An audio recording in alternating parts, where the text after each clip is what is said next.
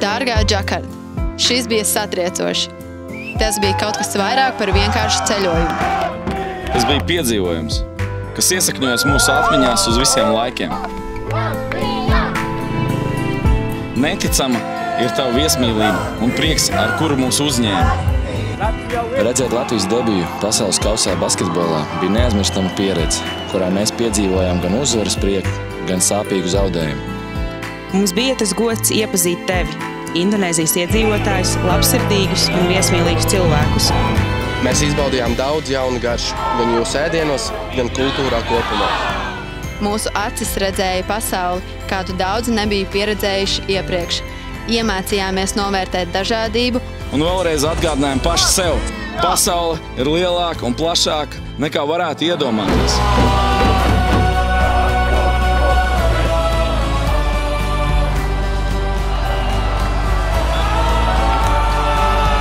Bet viss spilgtākais no šī ceļojuma bija tas, ka mēs nejutāmies sveši Šajos betona džungļos. Jo bijām kā viena liela, varena Latvijas basketbola ģimene.